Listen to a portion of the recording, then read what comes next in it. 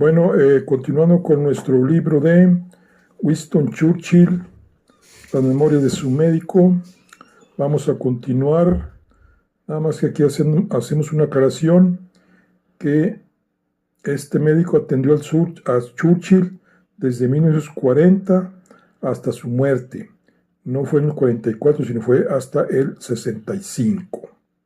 1965. Bueno, continuamos. Vamos a Washington, 21 de junio de 1942. Dice: esta tarde el primer ministro me hizo llamar y lo encontré recorriendo la habitación a zancadas. Se volvió a mí y exclamó: cayó Tobruk. Lo dijo como si yo hubiera sido el responsable, y mirando la alfombra con enojo, reanudó sus ideas, sus idas y venidas. Estoy avergonzado. Más de 30,000 de nuestros hombres se rindieron. Si no quieren luchar, se detuvo bruscamente. Bueno, aquí cuando dice cayó Tobruk, dice es una ciudad de importancia decisiva en la lucha de África septentrional. Nota del editor. Bueno, dice, más de 30,000 de los hombres se rindieron. Si no quieren luchar, se detuvo bruscamente y un instante después se dejó caer en un sillón. Fue el presidente quien me lo dijo, pero se mostró muy considerado. Solo me preguntó: ¿qué podemos hacer para ayudar? Y luego, aunque ya estaban asignados a otro destino, me prometió tanques Sherman. Algunos de ellos deben ser enviados enseguida a Alejandría para reforzar el ejército. El almirante había insistido en que no se enviasen barcos por Mediterráneo, que estaba infestado de submarinos. Yo asumiré la responsabilidad de enviarlos, dijo el primer ministro, y se puso de pie con un movimiento enérgico. La acción lo anima mucho. 23 de junio de 1942. La caída de Tobruk ha sido para él un tremendo golpe. El Cairo, Alejandría, el Canal de Suez y los campos petrolíferos del cercano oriente parecen estar a disposición de Rommel. Pero Winston nunca se acoquina con el mal tiempo. Lo acompaño de todo corazón, pues me gustan los hombres íntegros.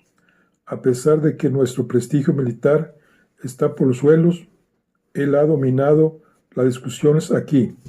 Se ha valido de la caída de Tobruk como argumento para que se aplace el segundo frente. Y aunque Marshall y Harry Hopkins no aceptaron esta postergación, consintieron en que se desvíen algunos abastecimientos al Valle del Nilo, lo cual equivale tal vez a lo mismo. En este momento terrible, el hombre grande del lado norteamericano es el presidente. Ciertos observadores lamentan algunas fallas en su carácter. Por ejemplo, dicen que no es veraz, pero cuando tiene que adoptar decisiones importantes, su cerebro funciona como si estuviera envuelto en hielo. Está hecho para las grandes ocasiones. Y si necesita un refuerzo, ahí está Marshall. Un hombre de menos valer se habría resentido por el aplazamiento del segundo frente. Ahora que nuestro ejército ha sufrido un serio revés, Marshall ha pensado en tratar de convencer al primer ministro de que la infantería norteamericana es mejor de lo que él cree. Esta noche salimos para Carolina del Sur a fin de conocerla. Washington, 24 de junio de 1942. Anoche, durante la cena, el presidente me advirtió: usted no conoce el sol de Carolina del Sur en junio. Tenga cuidado con el primer ministro. Olvidé pronto sus palabras, pero esta mañana, mientras estaba de pie en medio de una nube de polvo levantada por una fila interminable de tanques que pasaban ruidosamente ante la tribuna, Marshall me tendió un telegrama secreto al general Marshall. Usted y Sir Charles Wilson tienen el mando. No tengo nada más que agregar. Roosevelt. Con esta amistosa advertencia, Roosevelt me recordaba mis obligaciones hacia mi paciente, pero todo el día estuvimos de pie, pasando revista, mientras 600 hombres saltaban en paracaídas, quebrándose 4 de las piernas, y se libraba una batalla con municiones verdaderas entre 2 cuerpos mecanizados. Winston, a quien le aburre fácilmente la mayoría de las cosas, puede pasar horas enteras inspeccionando tropas. Winston Churchill, está convencido de que este ejército está preparado para resistir a las hordas teutonas. No quiere escuchar ninguna crítica de Estados Unidos, su pueblo o su ejército, pero la respuesta está en lo que piensa del segundo frente. No cree que estas tropas, si bien constituyen un material de lucha admirable, estén aún suficientemente maduras. Por fin nos llevaron al aeródromo. Cuando regresé a mi hotel, alrededor de las 7 de la noche, me alegré de poder ir a dormir, pero me dicen que eran las 3:45 de la madrugada, cuando el primer ministro apagó la luz y su agotado secretario se dejó caer en la cama. Londres, 27 de junio de 1942. Ya de regreso. Dice: nuestra aeronave aterrizó en Escocia esta mañana a las 5.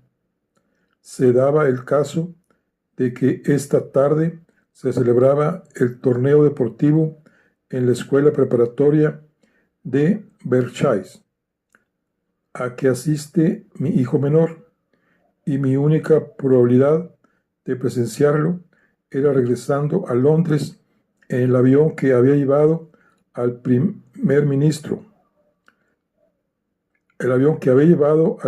su correspondencia.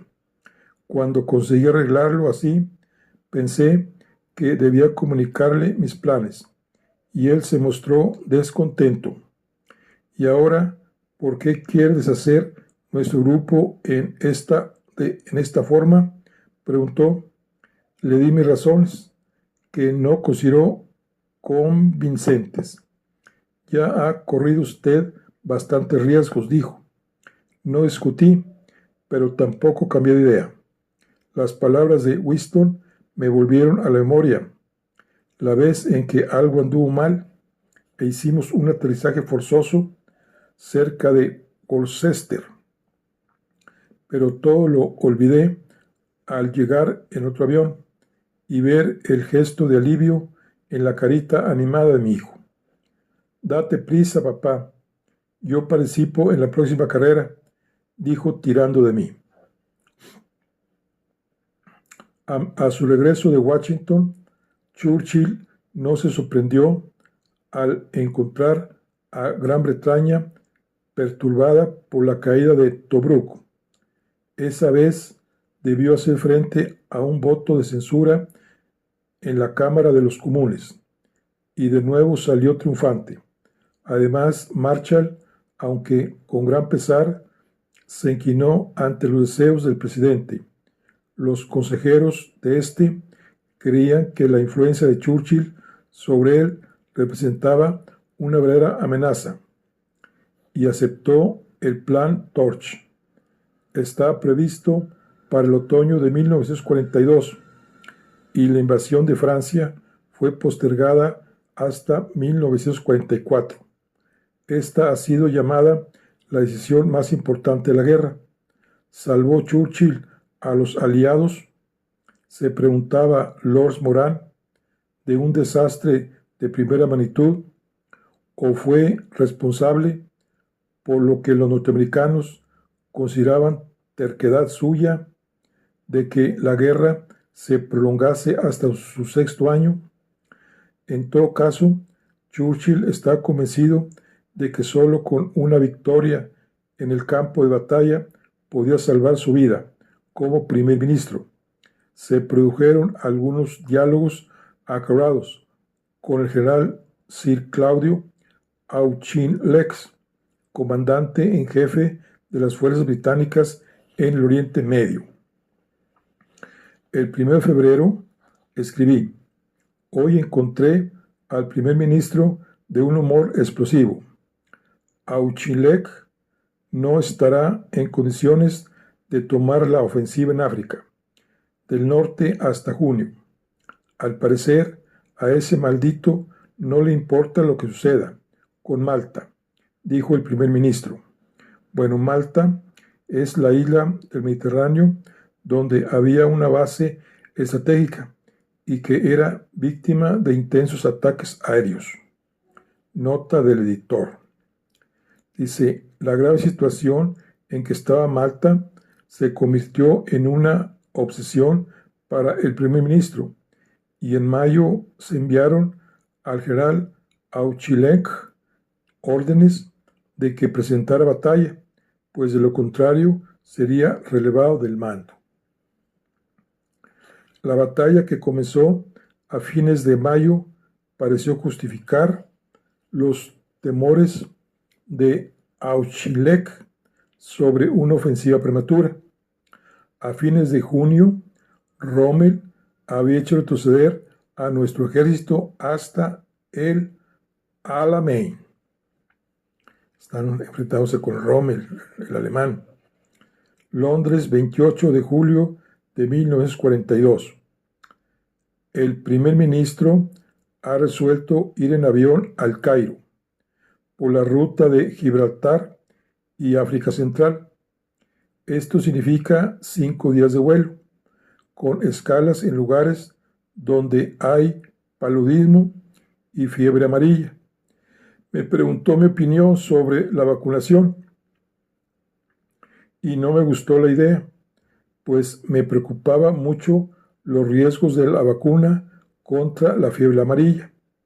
Más tarde se demostró que la vacuna que se usaba entonces provocaba en muchos casos una forma persistente de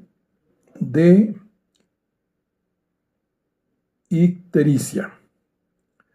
Varios miembros del gabinete se alarmaron por el hecho de que el primer ministro fuera a volar sobre territorio hostil. Como era probable que se planteara la cuestión de su salud, esta tarde asistí a la reunión del gabinete. El primer ministro entró apresuradamente al salón con una sonrisa beatífica, lo cual es siempre indicio de que está pensando hacer una de las suyas. Tendió un gran mapa sobre la mesa y dijo: Van der Klotz. Van der Klotz, dice, es el capitán Van der Klotz, es un piloto norteamericano que llevó a Churchill al Cairo y a Moscú en un bombardeo estadounidense. Nota del editor. Bueno, dice, Van der Klotz, o sea, el capitán, digamos, de vuelo, sostiene que podemos volar al Cairo en una sola etapa. Como usted ve, Charles, no hay que preocuparse por las vacunas. Los demás se inclinaron sobre la línea que Churchill había trazado con lápiz en el mapa, como escolares excitados, y la reunión se levantó sin una palabra de reproche por el riesgo que corría el primer ministro al volar sobre territorio hostil, en pleno día y en un bombardero inerme. Luego el primer ministro me dijo que, había pedido al mariscal Jan Christian Samus, primer ministro de Sudáfrica, que se le uniera en el Cairo. Quizás vayamos a ver a Stalin, añadió, lo cual no me entusiasma mucho. Winston tiene que decir a Stalin que este año no se abrirá el segundo frente en Francia. El Cairo, 4 de agosto de 1942. En la embajada hay calor y humedad, pero la alcoba del primer ministro tiene aire acondicionado y de todos modos él no siente los extremos de calor y frío como los demás mortales. Está muy animado, ya que no tiene que seguir los grandes acontecimientos por correspondencia y se siente como hombre en acción, según dice. El entusiasmo sirve de combustible para su maravillosa máquina que parece inmune a la fatiga. Encontré a Lady Lamson, nuestra anfitriona, ansiosa por conocer los hábitos de su formidable huésped. Después de enterarla de que no posee ninguna receta para domesticar a Churchill, hablé un rato con Smuts. La mirada penetrante de sus ojos hundidos y fríos, de un gris azulado, domina su rostro curtido por la intemperie. Reúne los datos concretos igual que un hombre de ciencia. No conozco ningún otro militar que tome así en cuenta todos los elementos de juicio. Me alegro de que Smuts esté aquí. Es más duro que el primer ministro, y si éste llega a la decisión de que Auchinleck debe irse, Smuts lo apoyará y ayudará. 5 de agosto de 1942. Un día después. Esta mañana muy temprano, el primer ministro y Auchinleck, a quien apodan el AUC, se dirigieron en automóvil al cuartel general, detrás de la sierra de Rueisat. Había nubes de moscas por todas partes. Tomamos el desayuno en una especie de jaula de alambre con hombres tostados por el sol del desierto. Luego seguimos en avión al cuartel general del vicemariscal de aviación Arthur Cunningham, instalado en una tienda en el desierto. Ahí estaban todos los jefes de la Fuerza Aérea del Desierto, hombres que no habían sufrido ningún revés, que ocupan un lugar de primera fila y lo saben. Critican al ejército y expresan sus opiniones sin reparos. Cuando regresábamos al Cairo, al término de la jornada, el primer ministro estaba meditabundo. Lo que se nos ha dicho sobre el estado de ánimo de las tropas es inquietante. Hay algo que anda mal en alguna parte. Estoy convencido de que ahí ha faltado capacidad de mando, me dijo Churchill. El Cairo, 7 de agosto de 1942. Dice, mientras los demás se cambiaban para la cena, Smuts se sienta solo en el jardín. Esta noche fui a acompañarlo. Le ofrecí mis libros, pero dice que no lee novelas. Lleva consigo un manual de botánica y asegura que tiene en su alcoba el Nuevo Testamento en griego. Me habló de la supremacía del hombre de ideas sobre el de mentalidad calculadora y añadió, por eso Winston Churchill es indispensable, tiene ideas. Los hombres de acción viven en la superficie de las cosas, no crean. Durante la cena, Smuts habló al primer ministro acerca de Gandhi. Es un hombre de Dios. Usted y yo somos mundanos. Gandhi ha apelado a los móviles religiosos y usted no. En eso ha errado, a lo que replicó el primer ministro con una amplia sonrisa. He hecho más obispos que nadie desde los tiempos de San Agustín. En Inglaterra, el primer ministro interviene a título consultivo en la designación de obispos. Nota del editor. Bueno, esto dispuesto. He hecho más obispos que nadie de los tiempos de San Agustín. Pero Smoot no sonrió. La expresión de su rostro era solemne. Me pregunto una y otra vez qué clase de hombre es Smoot.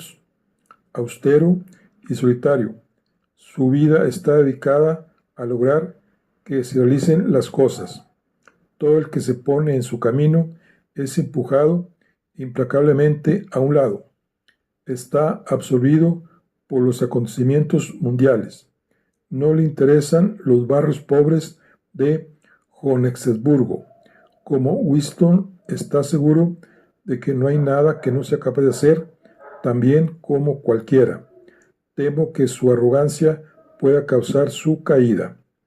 En cuanto a Auchinleck, Sir Alan Brock, jefe del Estado Mayor Imperial, me dice que es un hombre muy hábil, con gran fuerza de voluntad, pero no supo elegir a sus colaboradores y dispersaron sus fuerzas de tal modo que Rommel, con la mayor eficacia de sus tanques y cañones, tuvo poca dificultad en derrotar uno a uno los grupos aislados. También el AUK ha sufrido mucho porque no comprende a Winston. El final llegó esta mañana. Yo estaba leyendo bajo uno de los 2 árboles que hay en el jardín de la embajada cuando apareció el general Brock con Auchinleck y sentaron bajo el otro árbol. No podía oír lo que Brock decía ni ver la cara de Auchinleck, pero me daba perfecta cuenta de lo que pasaba. Auchinleck estaba sentado con los antebrazos apoyados en los muslos, las manos colgadas entre las piernas y la cabeza inclinada.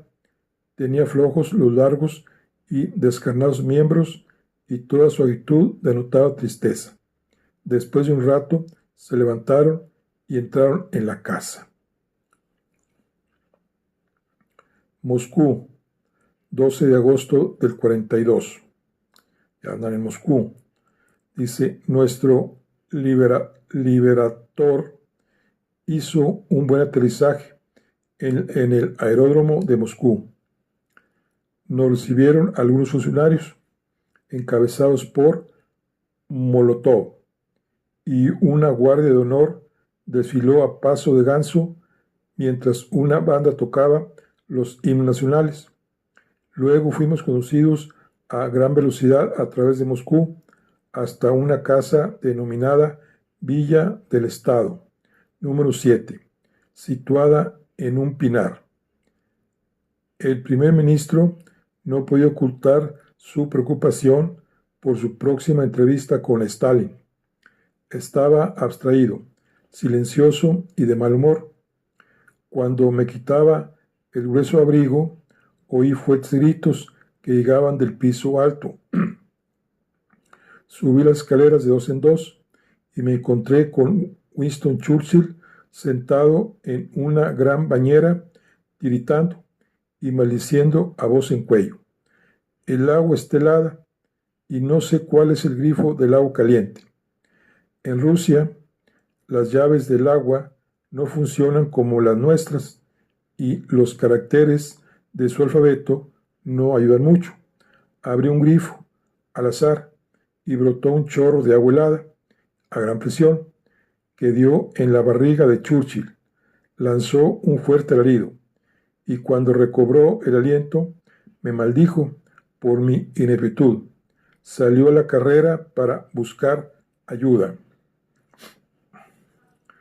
La conferencia con Stalin, Molotov, Voroshilov, Averell, Harriman y Clarker, nuestro embajador, comenzó a las 7 y duró 4 horas. A su regreso, el primer ministro era incapaz de hablar de otra cosa. Las primeras 2 horas fueron tristes y sombrías. Expliqué detalladamente por qué no podíamos abrir un segundo frente. Stalin no estaba de acuerdo y todos se mostraban bastante hoscos. Por último, aquel declaró que no aceptaba nuestro punto de vista, pero que nosotros teníamos el derecho de decidir. Ni una sola vez alzó la voz, ni una sola vez perdió el dominio de sí mismo. Después que le dije lo peor, hablé del bombardeo de Alemania y pareció algo más amistoso.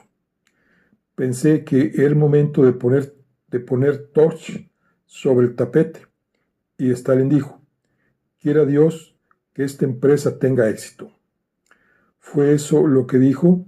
Verdaderamente, pregunté. Oh, menciona bastante a menudo la divinidad, y me asombró dándome 4 razones por las cuales Torch debe de ser de gran ayuda en varias zonas de guerra. Supo dominar en pocos minutos un problema intrincado que era completamente nuevo para él. Cuando me despedí, nos dimos la mano de la manera más cordial.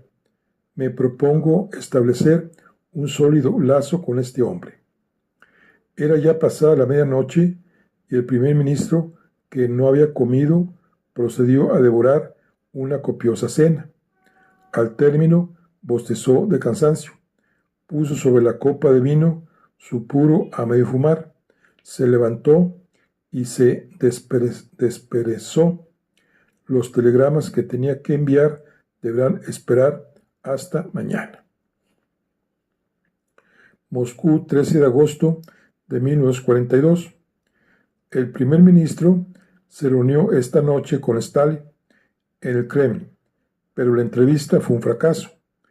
Era como si la conferencia de ayer, con su buen humor y su aparente afinidad de ideas, no hubiera existido.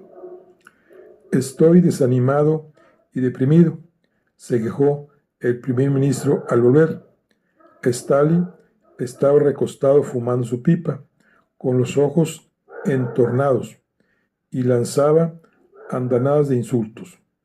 Dijo que si el ejército británico hubiera peleado contra los alemanes, tanto como el ejército rojo, no les tendrían tanto miedo.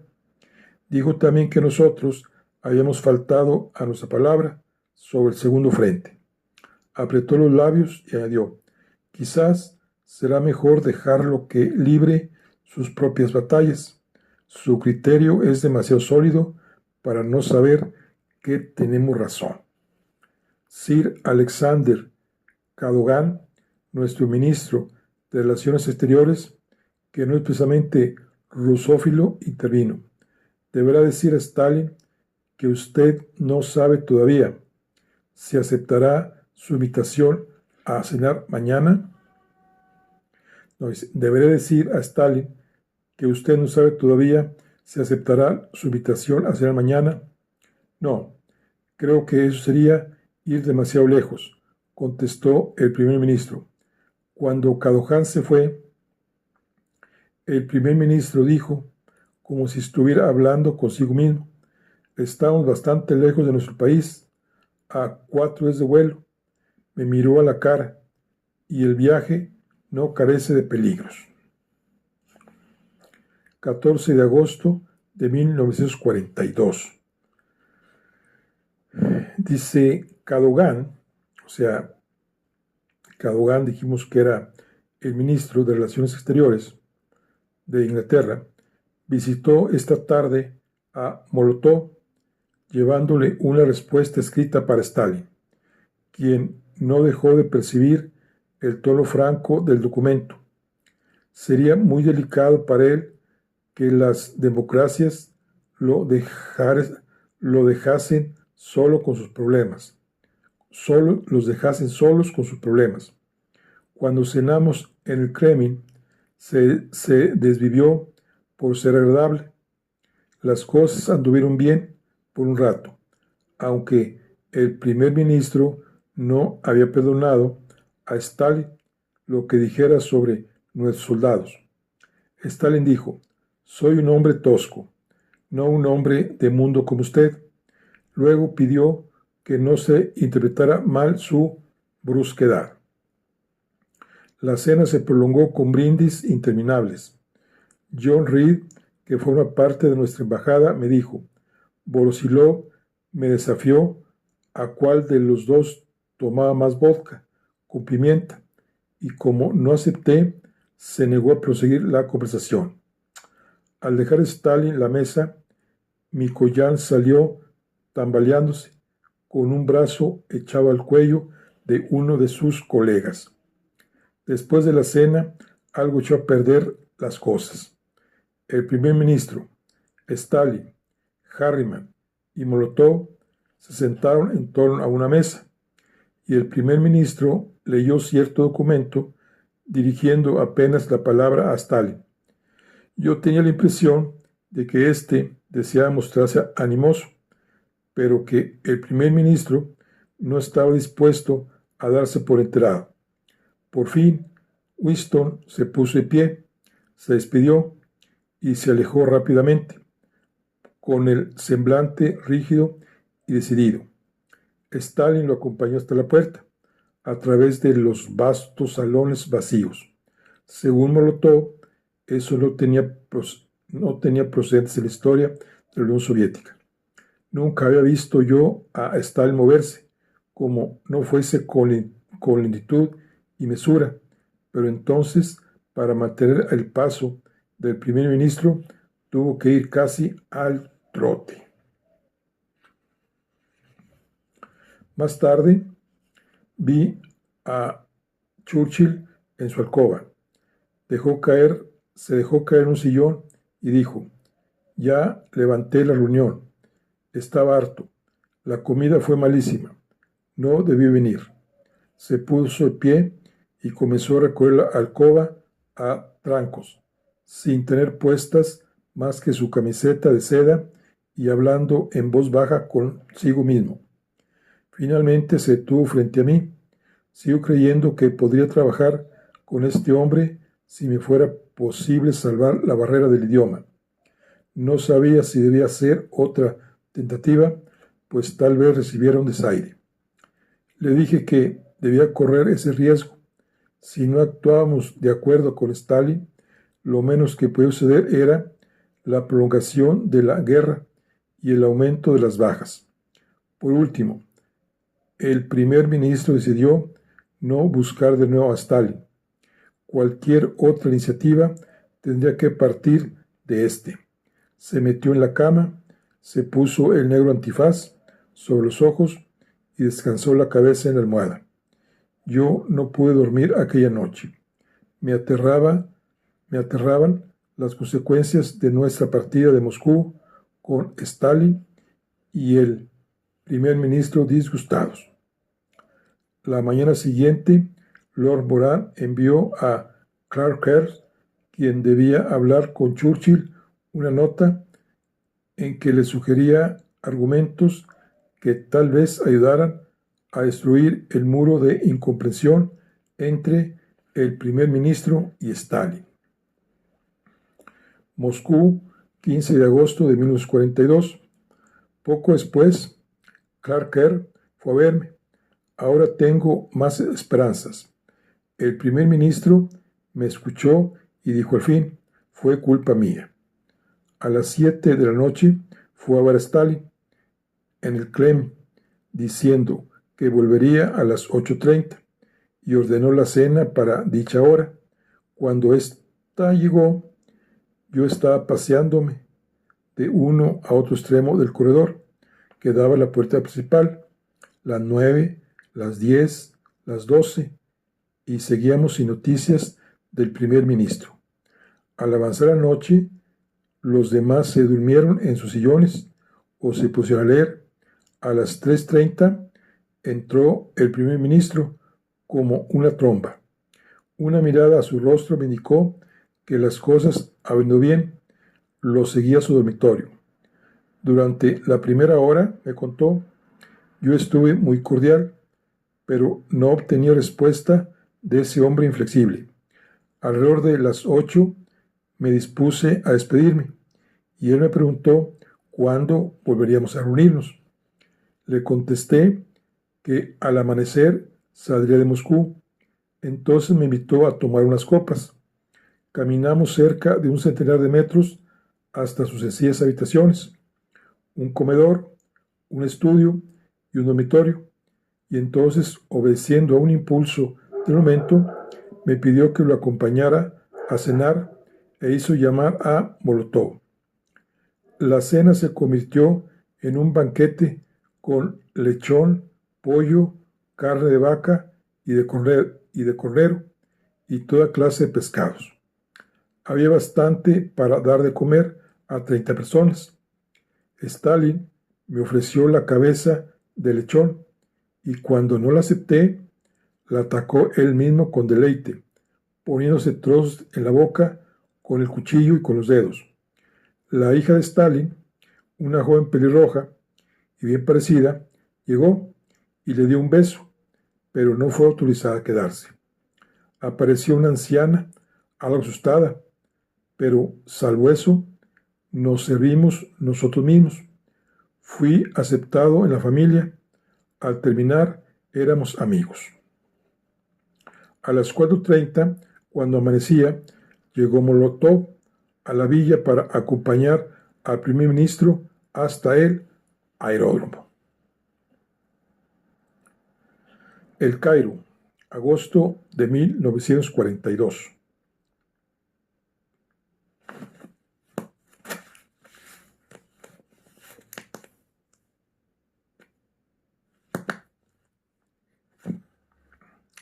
Después de Moscú, aquí falta el aire. Y las noticias de Inglaterra no son nada gratas. Al parecer, el ataque a Dieppe. Bueno, Dieppe dice un ataque en gran escala a la costa de Francia por tropas canadienses y británicas el 17 de agosto de 1942. Dice, al parecer, el ataque a Dieppe, que es una costa de Francia, fue un fracaso. Mas el primer ministro no quiere oír esta palabra. Las bajas fueron grandes, pero aprendimos mucho.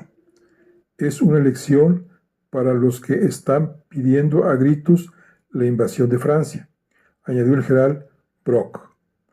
Una mañana oí al primer ministro cantar mientras se bañaba y estaba muy contento cuando llegó el general Sir Harold Alexander, que ha reemplazado a Auchinleck para conducirnos al desierto. Hacia el anochecer llegamos a una caravana oculta entre las dunas, junto al mar. Apareció Monty. Bueno, Monty dice en uniforme de campaña y boina. Dice Monty, el general Bernardo Montgomery había recibido recientemente el mando del 8º Ejército en África del Norte, a las órdenes del general Alexander, que dirigía las operaciones en toda la región del Oriente Medio. Bueno, entonces Monty es Montgomery, Bernardo. Dice, después de que nos bañamos, aquel llevó aparte al primer ministro para explicarle la batalla que se aproximaba.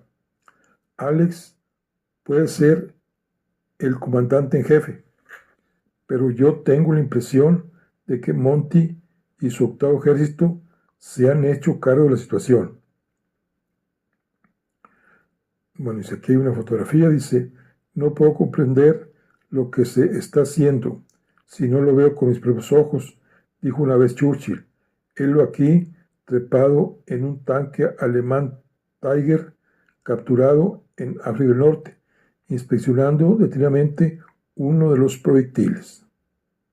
Bueno, dice, la mañana siguiente, el primer ministro salió temprano para examinar el terreno en que se librará la batalla. En el trayecto pasamos junto a montones de soldados que sonreían y vitoreaban. Estaban desnudos, a excepción de un taparrabos, y muy tostados después de tantos meses bajo el sol africano. Monty ha realizado un milagro. La atmósfera ha cambiado por completo, dijo el primer ministro. Por doquiera recogía una impresión de confianza y decisión. ¿Dónde está Monty?, preguntó alegremente el primer ministro cuando nos sentamos a almorzar. Lo encontramos en su automóvil, comiendo sándwich, y nos dijo que nunca comía con una unidad que estuviera bajo su mando. El primer ministro estaba lleno de entusiasmo por todo lo que había visto y habló hasta tarde aquella noche, pero Monty se retiró a su caravana a las 10 en punto, conforme a su costumbre. Encuentro la siguiente nota sobre este último escrita más tarde. Monty parece decidido a crear en el espíritu popular una imagen determinada de sí mismo. Se le ha censurado su jactancia como una falta de educación, pero eso carece de importancia cuando se le juzga como soldado. Nos explicó con cierto detalle cómo actúa entre sus tropas, cómo se ha puesto deliberadamente a hacer del 8º ejército un corps de élite. En cada hombre está seguro de la victoria. En que cada hombre está seguro de la victoria. El primer ministro consideró esto como una asombrosa transformación. Yo me aventuré a alegar que existían otros, como el propio Alex, que habían conquistado el corazón de los soldados y a la vez eludido toda publicidad. Pero es vano discutir con Winston. No le interesa a la gente y no puede seguir sus pensamientos. Habla despectivamente de todo aquel que pretenda lo contrario. Además, el fracaso lo deprime. Lo que cuenta para él es lo que un hombre hace, no lo que es. No tiene olfato para percibir la personalidad. Mientras estábamos en Moscú, fue levantado el sitio de Malta, lo cual permitió al gobernador Lord Cordes ir en avión al Cairo para informar. Da alegría ver el alivio del primer ministro. Se secó los ojos con un pañuelo mientras escuchaba el relato de lo que había sufrido Malta. A nuestro regreso a Londres, el 24 de agosto de 1942, el primer ministro fue informado de que en Washington se deseaba limitar la operación Torch a ataques contra Casablanca y Orán, abandonando el plan de desembarcar en Argel. Tuvo un disgusto, pues consideraba que Argel era la clave de toda la operación. Años más tarde, Lewis Douglas, ex embajador norteamericano en Gran Bretaña, me dijo, a propósito de Winston, el dominio del Mediterráneo significa a sus ojos el dominio del mundo occidental. Tenemos una gran deuda con Winston Churchill porque durante la guerra mantuvo presente la importancia histórica del Mediterráneo en la mente de los hombres. Puede fracasar íntegramente el plan de invasión de África del Norte. Eisenhower y Mark Clark están desconcertados. No pueden comprender qué está pasando en Washington, me dijo el primer ministro. Sin embargo, el 5 de septiembre la cuestión estaba resuelta. Los sentimientos de ambos dirigentes, largo tiempo contenidos, cobraron expresión a través del Atlántico. Del presidente Roosevelt al primer ministro, 5 de septiembre de 1942, hurra. Del exmarino que era el nombre con que se designaba a Churchill en la correspondencia de los Estados Unidos. Marino, ok. Al presidente Roosevelt, 6 de septiembre de 1942, de acuerdo a toda máquina. Dice, sin embargo, la situación política interna era muy inquietante para Churchill. En el país reinaba el descontento por la marcha de la guerra y no eran solo los dirigentes laboristas, sino también los conservadores los que ponían en tela de juicio la jefatura de Churchill y las ideas y los métodos de los militares británicos. El porvenir de Churchill dependería de la campaña africana de Montgomery. Si Rommel sale victorioso, dijo uno de los ministros de Churchill, este será el fin de Winston Churchill. Lord Moran comenta: ahora comprendo que me dejé engañar completamente por la impresión de seguridad que el primer ministro daba durante los meses críticos de septiembre y octubre de 1942. La batalla comenzó el 23 de octubre y el primer ministro se quedó sorprendido a la vez que anonadado cuando después de una semana de ofensiva no se había obtenido una ventaja que justificara las 10.000 bajas. Cuando fui a verlo, lo encontré de ánimo pendenciero. No tenemos ni un general que sea capaz de ganar siquiera una batalla, preguntó a Brock. 3 difíciles días más transcurrieron. De día y de noche, el fuego devastador de 1 millar de cañones en el Alamein era reforzado con un bombardeo aéreo incesante. Winston aguardaba noticias con una presión creciente. Entonces Mondy atacó, cuando Rommel estaba en plena retirada. Yo escribí: la victoria ha causado gran júbilo al primer ministro. No se adjudica el menor crédito por ella, aunque se ha demostrado brillantemente la eficacia de los cambios que introdujo en el mando africano. Habla entusiasmado de Monty ideales. Esta victoria acallará las críticas y parece que por el momento sus dificultades han cesado. 4 días más tarde hubo más noticias buenas. Tropas británicas y norteamericanas, transportadas en 650 barcos, desembarcaron en Argel, Orán y Casablanca el 8 de noviembre. La operación Torch había comenzado, iniciada inmediatamente después de la victoria de El Alamein. Esa brillante operación convenció al país de que, después de todo, las cosas no iban tan mal. La batalla tuvo importancia decisiva en la suerte de Churchill. Desapareció el peligro de que pudiese perder la jefatura de gobierno mientras durase la guerra. Al comenzar 1943, Churchill y Roosevelt se reunieron por 4ª vez en Casablanca, Marruecos, francés. Casablanca, 13 de enero de 1943. Después de un vuelo de 10 horas, desayunamos en un chalet en las afueras de Casablanca, con un sol que caía a raudales del cielo azul y naranjas, con hojas en nuestros platos. El primer ministro está lleno de entusiasmo, aunque la noche no fue nada buena. En la popa del bombardero había 2 colchones, uno para el primer ministro y otro para mí. Los demás durmieron en sus asientos. Yo desperté sobresaltado para encontrarme con el primer ministro, que se arrastraba hasta el sitio donde dormía Portal, mariscal del aire.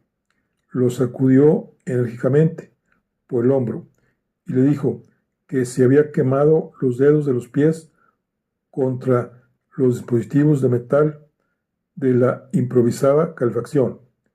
Están al rojo vivo, añadió. Los gases del petróleo se van a incendiar. Inmediatamente desconectaron la calefacción, pero yo desperté de nuevo y descubrí a Winston de rodillas, mientras trataba de tapar una corriente de aire poniendo una manta contra el costado del avión. Estaba tiritando. Nos hallábamos en un bombardero sin calefacción a más de 2000 metros de altura y en pleno invierno. Me levanté y ambos luchamos sin mucho éxito para suprimir la corriente de aire. El primer ministro está en desventaja en viajes como este, ya que de noche solo se pone una camiseta de seda. Extraña y jocosa figura la del primer ministro, a gatas, con sus enormes y blancas posaderas al aire.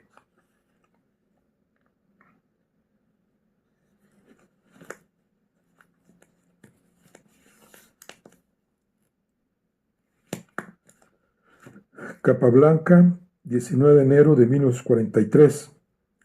Pregunté a Harry Hopkins si creía que estas conferencias tuviesen utilidad y sonrió. Al presidente le encanta la emoción de estas travesías. Siempre le están diciendo que no debe viajar en avión, que es demasiado peligroso. Y esta es su contestación. En cuanto al primer ministro, no solo adora las aventuras, sino que cuando sale de Londres deja ahí sus preocupaciones. Quizás el presidente sienta lo mismo. Es el impulso de escapar. Además, en cierto modo, ninguno de los dos ha salido de la infancia. Han venido a Casablanca con una finalidad: decidir dónde se continuará la lucha. Ayer, los jefes de Estado Mayor se pusieron al fin de acuerdo en atacar Sicilia. Harry Hopkins no parece muy satisfecho con esta decisión, al igual que Marshall, quiere seguir con la invasión de Francia. 22 y 23 de enero de 1943. El presidente, según me ha dicho Harry, no quiere volver a Washington sin haber reconciliado a de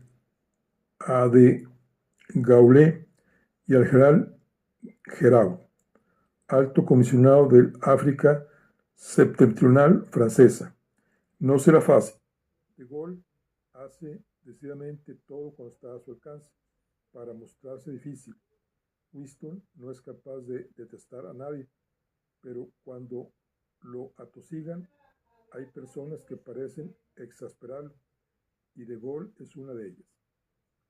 De Gaulle vino esta mañana de mal talante y se ha perdido medio día en convencerlo de que se entreviste con Gerard. Tampoco fue más feliz su entrevista con el primer ministro. Después de ella, Winston permaneció en la antesala contemplando al francés, que marchaba por el sendero del jardín, con el porte altivo y la cabeza en alto, y volviéndose a nosotros, dijo con una sonrisa: mírenlo, es un refugiado, y si le volvemos la espalda, está perdido. Pero cualquiera diría que es Stalin, con 200 divisiones a su mando. Hopkins me contó la broma del presidente acerca de que De Gaulle afirma ser descendiente directo de Juana de Arco. Cuando se la repetí al primer ministro, no le hizo gracia. Francia sin ejército no es Francia. De Gaulle es el espíritu de ese ejército. Tal vez, dijo con tristeza. Es el último sobreviviente de una raza de guerreros. Tenía lágrimas en los ojos cuando aseguró: para De Gaulle, la ofensa más grave que ha cometido Inglaterra es haber ayudado a Francia. No puede soportar la idea de que su patria haya necesitado ayuda. Cuando Roosevelt se reunió con De Gaulle, las cosas anduvieron mejor de lo previsto. El presidente se sintió atraído por cierta espiritualidad en los ojos de aquel que pareció escapar al primer ministro.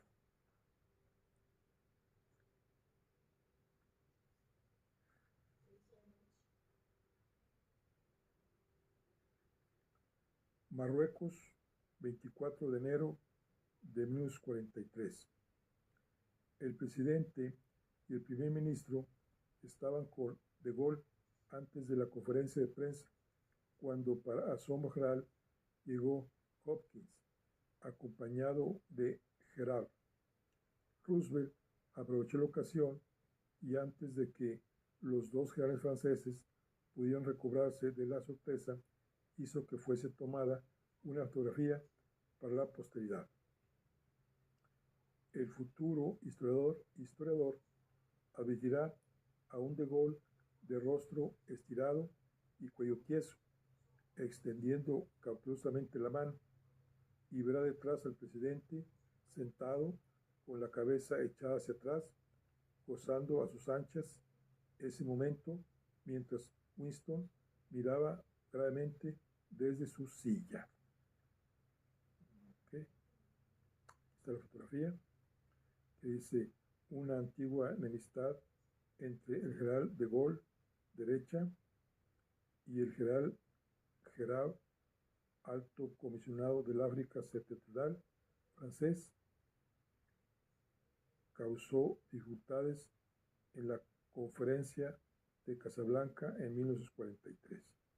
Pero cuando se encontraron inesperadamente, se vieron obligados a estrecharse la mano mientras Roosevelt y Churchill contemplaban divertidos la escena. Aquí está la fotografía. Muy bien. Dice, los militares regresaron en avión a Inglaterra y nosotros fuimos en automóvil a Marruecos para pasar un día ahí. Luego el presidente volverá a Estados Unidos y nosotros seguiríamos el viaje al Cairo. En todo el trayecto hasta Marruecos, 250 kilómetros, a través del desierto, había un soldado norteamericano estacionado cada 100 metros, y cuando hicimos alto a un lado del camino para almorzar, nos protegían aviones de combate que revoloteaban sobre nuestras cabezas. Llegamos a Marruecos a la puesta del sol. El primer ministro trepó al techo de la casa en que nos alojamos para ver los cambiantes colores sobre las cimas nevadas de las montañas. El panorama era tan encantador que insistió en que el presidente lo contemplara también. Dos de los criados, tomándose de las manos, hicieron una silla con sus brazos y de esta manera lo subieron por las escaleras hasta la azotea. Una vez que Roosevelt estuvo de vuelta en su habitación, yo caminé con Winston entre los naranjos del huerto. Les tengo cariño a estos norteamericanos, dijo. Han sido muy generosos. Durante la cena, el presidente Roosevelt y Winston se dirigieron breves discursos afectuosos y el primer ministro se puso a cantar. Se iniciaron así coros que fueron creciendo en entusiasmo al avanzar la noche. Por la mañana, el primer ministro, que se proponía a despedir al presidente Roosevelt, estuvo demorado, como de costumbre, el momento de levantarse. En eso oímos el ruido de sus pantuflas contra el piso de piedra y apareció en la puerta en su más llamativa bata, cubierta de dragones rojos. Subió con esa alegre vestimenta al automóvil del presidente Roosevelt y lo acompañó al aeródromo. Cerca del mediodía, el primer ministro sacó sus pinturas y subiendo a la azotea, contempló largo rato la cordillera del Atlas. Parecía resistirse a interrumpir la ilusión de unas vacaciones que por unas pocas horas le había dado oportunidad de recobrar el aliento. En cuanto el cuadro que Winston pintó entonces fue el único que hizo durante la guerra. El 30 de enero de 1943, el primer ministro salió en avión del Cairo para Turquía a fin de entrevistarse con el presidente İsmet İnönü. El gobierno turco no se sentía en condiciones de entrar inmediatamente en la guerra y Churchill no insistió. El 1 de febrero estaba de regreso en el Cairo. El diario continúa. Bueno, aquí concluimos la charla del día de hoy.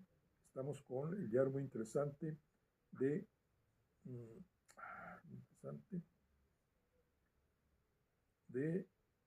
digamos, la vida de Churchill estos momentos de la Segunda Guerra Mundial. Bueno, nos vemos en la siguiente. Hasta luego.